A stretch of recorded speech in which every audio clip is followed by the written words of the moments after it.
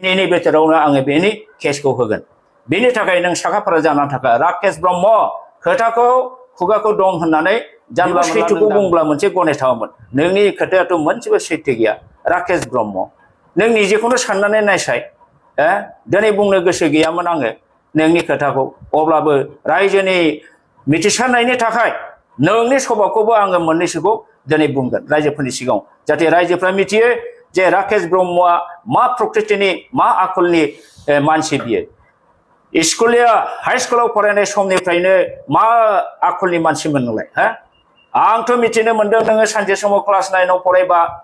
मानसिफोरनि बोरमाखौ खावनानै जानानै बुजानानै नोङो खारनानै गुवाहाटीयाव थाहैदों गुवाहाटीयाव बाथौफुरियाव थाहैनानै नों बाथौफुरि हाई स्कुलनिफ्राय 3rd डिभिजनाव नों मेट्रिक पास जादों बिनि उनाव नों पान्डु कलेजाव हायार सेकेन्डारियाव एडमिसन लादों बाहायबो नोङो जावले जावले फेल जादों उनावहाय नों न'आव फैदों न'आव फैनानै नोङो 2 नम्बर दंफां बेफारि मावदों खमला फायखारि जादों मालाबा मालाबा पुलिसजों हमजादों बुजादों उनावहाय नोङो सानसेखालि शिवरात्रि दिनाव गुथा आरो गान्जा सोबनानै 6 मास नों फाग्ला जादोंना जायाखै राकेश ब्रह्म लाजिया नोंनि गेसाव गोफोनखौ बुंनो होदोंना राकेश ब्रह्म नोङो 6 मास फाग्ला जादोंना जायाखै ना दिनैबो बे फाग्लायानो खाराखै नोंलाय राकेश नोङो उनावहाय नोंनि बिब'आ दिसपुर कलेजाव लांनानै एडमिसन हैदों बाहायबो नोङो हायार सेकेन्डारि क्लासखौ उथ्रिनो हायाखै बिनि उनाव नों दिसपुराव लास्ट गेटआव रुटि दखान बानायदों बे समाव जोंनि बिपिएफनि बिएलटिनि सेंग्राफ्रा कन्ट्राक्ट खामानियाव थांनायाव नोंनाव दखानाव रुटि जायै जायै उनावहाय नोंजों परिस्थ जानानै उनावहाय नोङो बेसोरजों कन्ट्राक्टर लासै लासै लाइनाव फैयो आरो हाग्रामा महिलारिनि आन्दाराव कन्ट्राक्ट मावनानैसो नोङो धनी जादों आरो बिनिफ्रायसो नोङो दिनैसिम बे पर्यायाव फैनो हादों राकेश ब्रह्म सैथोजों सोलियाबा नोंनि दानि बे इएम नों जे राजनितिखौ दफायनानै बिखा फोरदाननानै बुंदों सैथो गैयाबा सैथोनि सायाव नों जुदि सोनाराबा गाबोननो नोङो जस्लोगोन दाबो जों मिथिगौ नोंनि मसलफोराव नोंहा बेसेबां फिल्ड दं नों मिथिया सानदों राकेश ब्रह्म नोङो नगेन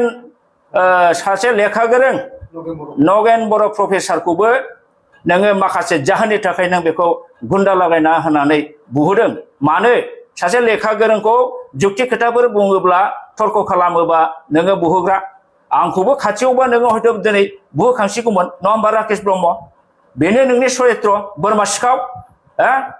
लाजिया नोङो गावनि सभा चरित्रखौ बेसेबां सानदों नों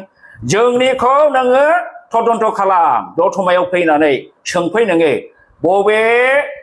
जुगाव बबे दिनाव बबे गामियाव आङो सेन्देलनि माला गानहोजाया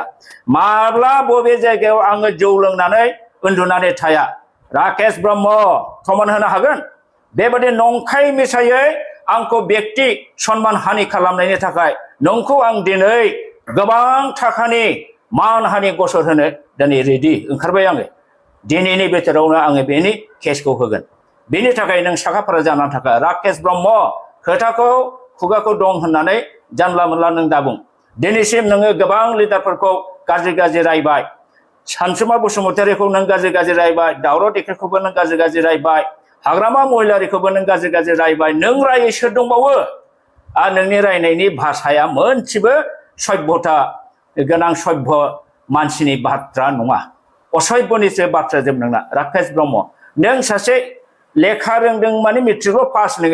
नों जेबो भद्रतानि सोमोन्दै मिथिया नों जेबो पलिटिकेलनि सोमोन्दै मिथिया नोंनाव नैतिक गियानाबो निस्सय सभा चरित्रआबो मोजां नङा नंखायनो बेबादि भाषाया नोंनाव फैयो